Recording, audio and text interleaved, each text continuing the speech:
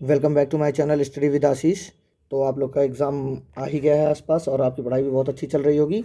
तो आज आपके सामने हम लोग केवीएस प्रिंसिपल का जो पेपर हुआ है उसके कुछ क्वेश्चंस लेके आए हैं डायरेक्ट, जो कि आपको देखकर इससे आगे के आने वाले पेपर में बहुत सी मदद मिलेगी। तो इस वीडियो को अंत तक देखिएगा और चैनल पर अगर आप नए हो तो चैनल को लाइक शेयर सब्सक्राइब जरूर कर दीजिएगा और अंत तक देखिएगा। एक एक क्वेश्चन इंपॉर्टेंट है और जैसे क्वेश्चन इसमें पूछा गया है वैसे ही प्रॉस्पेक्टस या उसी ही प्रकार के क्वेश्चन आपको पूछा जाएगा आपके एग्जाम में। तो चलिए पहले क्वेश्चन की शुरुआत करते हैं। यहाँ पर पहला क्वेश्चन है, यूनेस्को शांति पुरस्कार किसको दिया गया है 2022?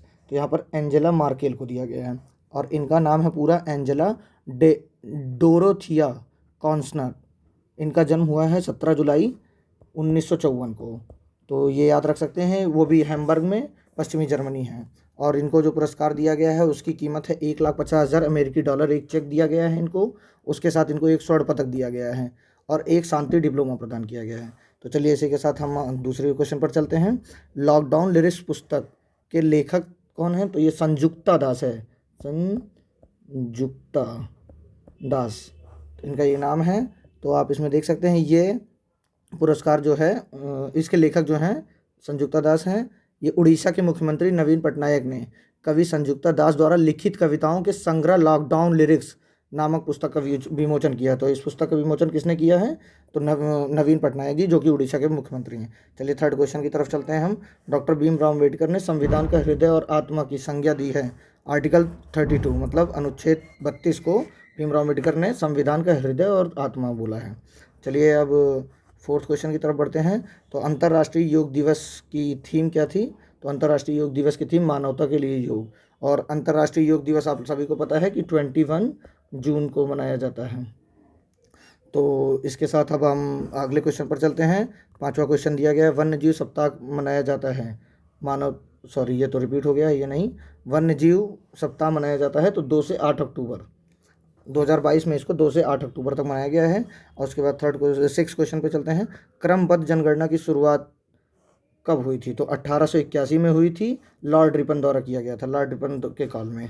तो यहाँ पर देख लीजिए, क्रमबद्ध जनगणना की जो शुरुआत हुई थी वो 1881 में हुई थी, जो कि लॉर्ड रिपन के काल में हुई थी।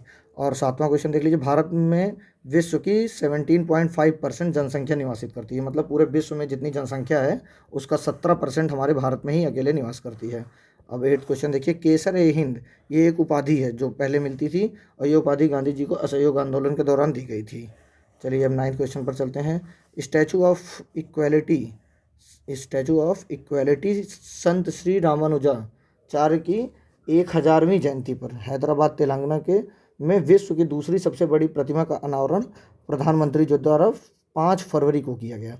तो ये क्वेश्चन बहुत इंपॉर्टेंट है। इसमें 1000वीं जयंती पर 1000 की करोड़ की लागत से ये मूर्ति बनाई जा रही है।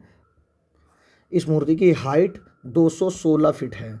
और अब मैं आपको इसके साथ कुछ जानकारी देना चाहता हूँ। ये वैष्णव संत थे, मतलब वैष्णव जो होते थे उसी में वैष्णव संत श्री रामानुजाचार्य जी थे। ये हैदराबाद में किया गया था। ये हैदराबाद के एक मुचिंतल में चिन्ना जीआर ट्रस्ट के परिसर में स्थित है। इस मूर्ति को उनके जन्म के 1000 वर्ष के उपलक्ष्य के बाद मनाया जा रहा है। 1000 करोड़ की लागत लग रही है। चलिए 10वें प्रश्न पर आते हैं। पहली किसान रेल 7 अगस्त 2020 को महाराष्ट्र के देवताली से बिहार के दानापुर तक चली थी। ये क्वेश्चन बहुत इंपॉर्टेंट है। ये 2021 में आरओ के प्रीलिम्स में एकदम एग्जैक्ट यही पेपर आया हुआ है। 11वां क्वेश्चन है, स्वतंत्र भारत के पहले भारतीय गवर्नर जनरल कौन थे? तो चक्रवर्ती राजगोपालाचारी जी थे। ये तो आप लोग सभी जानते ही होंगे। ये क्वेश्चन भी बहुत इंपॉर्टेंट है। और यहाँ पर मैं एक क्वेश्चन और जोड़ना चाहूँगा कि जो यहाँ पर एक दिया गया है कि अंतर्राष्ट्रीय योग दिवस, तो इसी के साथ आप अभी जान लीजिए कि इन्वायरमेंट डे, जो कि इसकी इन्वायरमेंट डे की थीम मैं आपको बता देता हूँ। ओनली वन अर्थ थीम है। ओनली, इंग्लिश में लिख देता हूँ, ओनली वन अर्थ, अर्थ माने पृथ्वी। तो ये इन्वायरमेंट डे की थीम थी। और आपकी इसकी डेट भी जानना हो तो 5 जून रहती है, आप ही जानते ही हैं इन्वायरमेंट की। चलिए आगे चलते हैं। 10 क्वेश्चन तक हम लोगों ने कर लिया था। अब 11वां क्वेश्चन भी कर लिया हम लोगों ने। 12वें क्वेश्चन पे आते हैं। भारत के श्रम शक्ति का लगभग 52%, भारत में श्रम शक्ति का लगभग 52% भाग कृषि क्षेत्र से जीविका पाता है। मतलब हमारे भारत के जो 52% जीविका पाते हैं वो कृषि एग्रीकल्चर क्षेत्र से पाते हैं। 13 क्वेश्चन पे आते हैं। राष्ट्रपति पर महाभियोग अनुच्छेद 61 61 के अनुसार चलाया जाता है। तो आप सभी जानते हैं कि महाभियोग का जो राष्ट्रपति पर चलाया जाता है वो अनुच्छेद आर्टिकल नंबर 61 से चलाया जाता है। क्वेश्चन नंबर 14 की तरफ बढ़ते हैं। भारत को 5 ट्रिलियन की अर्थव्यवस्था बनाने का लक्ष्य 2025 तक दिया गया है। और ये क्वेश्चन दूसरा है यहाँ से कि ग्लोबल हंगर इंडेक्स 2022 में भारतों का क्या स्थान था, 107वां। तो अभी तक जितने भी पेपर हुए हैं 8 तारीख, 9 तारीख, 10 तारीख में, उसमें सब में इंडेक्स से एक ना एक क्वेश्चन जरूर है। तो आप जितने भी इंडेक्स हैं सबको एक एक बार पढ़ लीजिएगा जरूर। अब चलिए 16 नंबर पर चलते हैं। BCCI के अध्यक्ष रोजर बिन्नी 36वें हैं, ये याद रखिएगा, बहुत इंपॉर्टेंट क्वेश्चन है। चलिए इसके साथ आगे बढ़ते हैं 17वें क्वेश्चन पे। केवल लामजाओ राष्ट्रीय उद्यान ये कहाँ पर है, ये मणिपुर में है। लामजाओ राष्ट्रीय उद्यान मणिपुर में है, इसको ध्यान में रखिएगा, इंपॉर्टेंट क्वेश्चन है। विटामिन डी का रासायनिक नाम क्या है, कैल्सीफेरॉल। ये भी बहुत ही इंपॉर्टेंट क्वेश्चन है, आप EVS में आ सकता है आपके। और नेक्स्ट क्वेश्चन पर चलते हैं 19। कुनैन सिंकोना से प्राप्त होता है। तो आप ये बहुत ही नॉर्मल क्वेश्चन है जो कि आप सीटेट में भी जब पढ़े होंगे तो बहुत आराम से देख लिए होंगे। बताइए प्रिंसिपल में क्वेश्चन आया है तो PRT में तो आसानी पेपर आएगा, बहुत टेंशन नहीं है, पढ़ते रहिए आप लगातार। उसके बाद आइए 20 नंबर क्वेश्चन पर चलते हैं। केंद्रीय फिल्म प्रमाणन बोर्ड के अध्यक्ष कौन हैं, तो ये रविंद्र भाकर हैं, इनको जरूर याद रखिएगा। ये हमारे केंद्रीय फिल्म प्रमाणन बोर्ड के अध्यक्ष हैं रविंद्र भाकर जी। और ये COP27 का आयोजन कहाँ किया गया है, शर्म एल शेख इजिप्ट में किया गया है। ये 27वां संस्करण था इसका, जो कि इजिप्ट में किया गया है। आइए 22 क्वेश्चन पर चलते हैं। साहित्य का नोबेल पुरस्कार 2022 तो एनी एर्नो ने जीता है, इसको एनी एर्नो को दिया गया है साहित्य नोबेल का पुरस्कार। 22वां राष्ट्रमंडल खेल 2022 कहाँ मनाया गया था, 23वां क्वेश्चन है कि 22वां राष्ट्रमंडल खेल कहाँ मनाया गया था 2022, तो बर्मिंघम में मनाया गया था। ये भी इंपॉर्टेंट क्वेश्चन है, इसको याद रखिएगा आप। और इसके बाद 24वां में बहुत मोस्ट इंपॉर्टेंट क्वेश्चन है, इसको ज़रूर याद रखिएगा आप लोग कि निर्विरोध चुने गए राष्ट्रपति तो नीलम संजीव रेड्डी, इन्हीं एक ऐसे राष्ट्रपति हैं जो निर्विरोध चुने गए थे।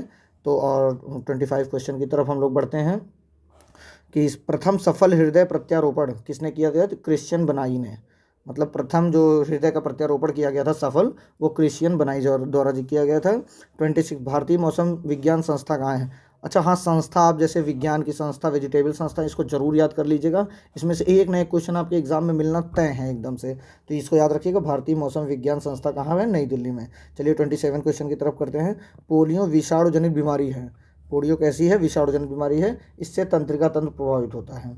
तो ये भी क्वेश्चन बहुत ही मोस्ट इंपॉर्टेंट है, इसको याद रखिएगा कि पोलियो विषाणु जनित बीमारी है। वर्तमान में भारत के कुल रामसर साइटों की संख्या कितनी है, तो 75 है। ये भी बहुत इंपॉर्टेंट क्वेश्चन है। कुछ रामसर साइट जो इस समय नए जुड़े हैं उनको याद कर लीजिएगा आप। पूर्णिमा में लिंग कैसा, ये एक हिंदी का क्वेश्चन है, तो पूर्णिमा क्या है, स्त्रीलिंग। ये सब आपके सिलेबस में मेंशन किया गया है, तो CBSE सिलेबस के बाहर नहीं जा रहा, आप सब पेपर का एक एक क्वेश्चन देख सकते हैं। ये सारे क्वेश्चंस पेपर से ही उठाकर आपके सामने लाए गए हैं। बाजार में संज्ञा क्या है, समूहवाचक, तो ये भी क्वेश्चन पूछा जाएगा जरूर, इसको याद रखिएगा। इसी टाइप के क्वेश्चन, खेचर का विलोम भूचर, तो विलोम तो आएगा ही आपके उसमें। इप्सित का विलोम अनिप्सित। ओ कंठोष्ठ वर्ण है, तो जितने वर्ण किस वर्ण मतलब कंठोष्ठ हैं, दंत हैं, तालव्य हैं, इनको जरूर आप याद रखिएगा। चलिए 34 क्वेश्चन की तरफ बढ़ते हैं। मार्ग व्यय में समास क्या है, मार्ग व्यय में समास कौन सा है, तो ये तत्पुरुष समास है। समास भी आप लोग पढ़ लीजिएगा क्योंकि 30 नंबर की हिंदी आएगी, हिंदी और इंग्लिश को एकदम हल्के में लेने की कोई भी ज़रूरत नहीं है। और 35 नंबर हथियाना में क्रिया क्या है, तो हथियाना में क्या क्रिया है, नाम धातु क्रिया है। क्रिया से क्वेश्चन एक सीधा सीधा लिया गया है, जितने भी टॉपिक दिए गए हैं सब से क्वेश्चन आया है, कोई भी ऐसे छूटा नहीं है कि जिससे ना आया हो। चलिए 36 में देख लेते हैं क्या है। खेत रहना मुहावरे का अर्थ, मुहावरा जरूर देख लीजिएगा, कुछ इंपॉर्टेंट्स और कुछ प्रीवियस ईयर के जो मुहावरे हैं उसमें से है। युद्ध में शहीद होना, खेत रहना का मतलब हो गया है मुहावरा युद्ध में शहीद होना। गेहूँ का तत्सम सबको पता होगा गोधूम होता है। कुछ इंपॉर्टेंट तद्भव तत्सम जो प्रीवियस ईयर में आए हुए हैं उनको जरूर याद कर लीजिएगा आप सभी। शुद्ध शब्द अंतर्धान, ये एकदम शुद्ध लिखा गया है, इसको आप देख लीजिएगा, ऐसे ही अंतर्धान लिखा जाता है। तो ये 39 मरकट की पर्यायवाची क्या होगी, बंदर, तो पर्यायवाची से भी यहाँ पे क्वेश्चन देखने को मिल गया हम लोग को। समुद्र की पर्यायवाची परावर, तो समुद्र की भी पर्यायवाची यहाँ पर, मतलब पर्यायवाची से 2-3 क्वेश्चन और विलोम से भी और शुद्ध शब्द से सबसे क्वेश्चन आपको यहाँ देखने को मिल रहा है। चलिए 41 क्वेश्चन नंबर देखते हैं। अविकारी शब्द होता है अव्यय, कौन सा अव्यय शब्द होता है, विकारी शब्द कैसे शब्द होते हैं, अव्यय शब्द होते हैं। और 42 क्वेश्चन यहाँ पर देख लीजिए। मैं खाना खा चुका था, ये कैसा वाक्य है, तो इसमें सीधा सीधा आपको पता चल रहा है कि मैं ये क्रिया पहले ही कर चुका हूँ, तो ये पूर्ण भूत क्रिया है। तो इसमें आप जान सकते हैं बाकी और देख लेते हैं। बस इतने ही क्वेश्चन आपके हैं। Thank you so much. अगर आपको मेरी वीडियो पसंद आई तो चैनल को प्लीज़ लाइक शेयर सब्सक्राइब ज़रूर करना ना भूलें। थैंक यू सो मच, आप लोग का बहुत बहुत शुक्रिया। और कुछ भी जानना हो मुझसे तो मैं अपना आपको टेलीग्राम लिंक इसके नीचे दे दूँ। Thank you so much guys. अगर आपको पसंद आया हो तो लाइक शेयर सब्सक्राइब और बेल आइकन दबा दीजिएगा ज़रूर, भूलिएगा मत। Thank you.